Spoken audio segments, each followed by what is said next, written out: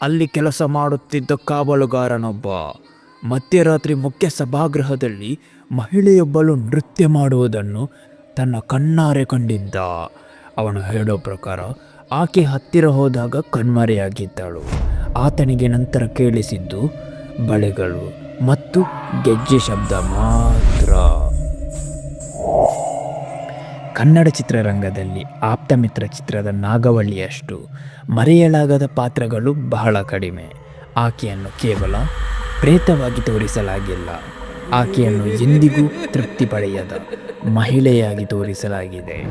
ಬಹಳ ಹಿಂದೆಯೇ ತಾಂಜಾವೂರಿನ ಬಳಿಯ ಒಂದು ಸಣ್ಣ ಹಳ್ಳಿಯಲ್ಲಿ ನಾಗವಳ್ಳಿ ಎಂಬ ಹುಡುಗಿ ನರ್ತಕರ ಕುಟುಂಬದಲ್ಲಿ ಜನಿಸಿದ್ದಳು.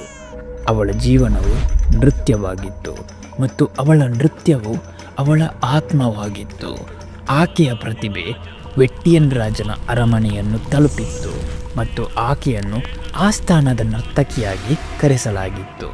ಅರಮನೆಯಲ್ಲಿ ನಾಗವಳ್ಳಿ ಮತ್ತೊಬ್ಬ ನರ್ತಕ ರಾಮನಾಥನನ್ನು ಪ್ರೀತಿಸಿದ್ದಳು. ಅವರು ಒಟ್ಟಿಗೆ ಜೀವನವನ್ನು ಮಾಡೋ ಆಸೆಯನ್ನು ಹೊಂದಿದ್ದರು. ಆದರೆ ರಾಜನು ಇವರ ಪ್ರೀತಿಯನ್ನು ತೀವ್ರವಾಗಿ ವಿರೋಧಿಸಿದ್ದ. ಕೋಪಗೊಂಡ ಆತ ರಾಮನಾಥನನ್ನು ಕೊಲ್ಲುವಂತೆ ಆದೇಶಿಸಿದ್ದ. ನಾಗವಳ್ಳಿ ಕರುಣೆಗೆ ಬೇಡಿಕೊಂಡಿದ್ದಳು, ಆದರೆ ಆಕೆಯ ಬೇಡಿಕೆಗೆ ಅಲ್ಲಿ ಬೆಲೆ ಇರಲಿಲ್ಲ. ಶಿಕ್ಷೆಯಾಗಿ ಆಕೆಯನ್ನು ರಹಸ್ಯ ಕೋಣೆಯೊಳಗೆ ಬಂಧಿಸಿ ಜೀವಂತವಾಗಿ ಹೊತ್ತಿಸಲಾಗಿತ್ತು. ಆಕೆ ಕತ್ತಲಲ್ಲಿ ದಹನಗೊಂಡಳು. ಆಕೆಯ ಸಾವು ನಿಧಾನವಾಗಿತ್ತು. ಆಕೆ ಅನುಭವಿಸಿದ ಆ ನೋವು ಭೀಕರ. ಅಲ್ಲಿ ನಾಗವಳ್ಳಿ ಸತ್ತಿದ್ದರೂ ಆಕೆಯ ಪ್ರೀತಿ ಮತ್ತು ದ್ವೇಷವು ಉಳಿದುಕೊಂಡಿತ್ತು.